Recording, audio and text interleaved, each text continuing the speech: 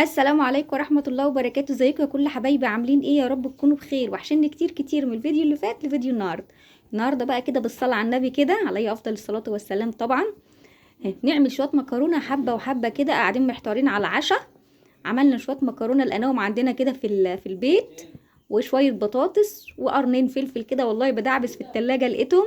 يلا نشوف عملنا المكرونة دي ازاي، سقياها شوربة وسقياها قوطة طماطم صلصة. يلا نشوف عملناها ازاي، يلا بينا نخش على الفيديو على طول، يلا بينا. اول حاجة بقى يا حبايبي كده في المكرونة اللي هي الحبة وحبة، حطيت اهو المادة الدهنية عندي ساحت. وقبل اي حاجة علشان انا هعملها بشوربة اهي. الشوربة عندي كانت عندي في الفريزر اهو، نزلتها تغلي اهي.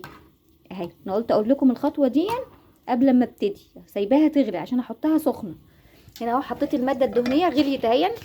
هحط جايبه كيلو مكرونه، هحط نص الكيلو، نصه يعني نص كيلو. حطيت اهو نص الكميه اللي انا هعملها. سواء هتعملي نص كيلو هتحطي ربع، هتعملي كوبايتين هتحطي كوبايه وتشيلي كوبايه كده. انا هعمل المكرونه الحبه اللي هي الحبه وحبه دي يا جماعه، اللي هي المتحمره. ما تثبتي بقى اهو. لازم يا حبايبي طول ما انا حطاها على النار تتحمر، لازم افضل اقلبها كده باستمرار باستمرار. ما اشيلش ايدي خالص منها عشان مش ناحيه تغمق، واحده تحمر واحده ما تحمرش بتتحرق مني اهي يا حبايبي. ايدي معاها باستمرار اهي. اهو يا حبايبي المكرونه بتاعتي احمرت اهي كلها زي بعضها، لان انا دايما بقلب فيها. اهو بقى حاطه بقيه المكرونه التانيه اهي يا حبايبي. حطيت المكرونه التانيه بقيتها وقلبتها. طبعا انا ضاربه اهون طماطمتين في الشفشق بتاع الخلاط، او عندك صلصه حطي معلقتين صلصه مفيش مشكله. انا هنا حاطه طماطمتين. هتحطي ايه تاني؟ هحط الشوربه، هسقيها شوربه مش هسقيها ميه اهو يا حبايبي اهو. طبعا الشوربه سخنه زي ما انتوا شفتوا، هقوم سقياها اهو يا حبايبي. طبعا هي هتحتاج تاني، هنحتاج تاني كوبايه ميه ولا حاجه هنحط، لكن هما دول شويه الشوربه اللي كانوا عندي. وهو يا حبايبي حطيت بس الميه تغطيها. عايزه تحطي صلصه بدل القوطه اللي انا حطيتها حطي، عايزه تحطي قوطه بس حطي، بس انا مش عايزاها حمرا عشان انا سقياها شوربه. فانا عايزه طعم الشوربه تبقى فيها كده وجميله وتحفه. بس يا حبايبي هسيبها بقى واغطي عليها تستوي بقى لمده نص ساعه كده، وهدي عليها النار. طبعا بقى هنعمل مكرونه بس كده على العشاء وخلاص؟ لا، نعمل جنب منها كده بطاطستين اهو. احط الزيت على النار ومقطعه بطاطستين كده حلوين كده اهما.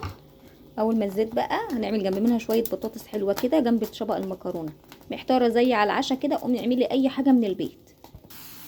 وهي حبايبي البطاطس الجميله هي، انا مش بحمرها، انا بخليها طريه، بخليها طريه كده مش بديها لون. فانا هسيبها كمان بس كده دقيقه وهطلعها اهو يا حبايبي. نشوف بقى المكرونه بتاعتنا الجميله اهي. بسم الله الرحمن الرحيم، اللهم صل على النبي. مش قادره اقول لكم والله يا حبايبي على الريحه، عشان انا سقياها شوربه جميله جدا، مش قادره اقول لكم، وتحفه ومفرفره وجميله اهو يا حبايبي.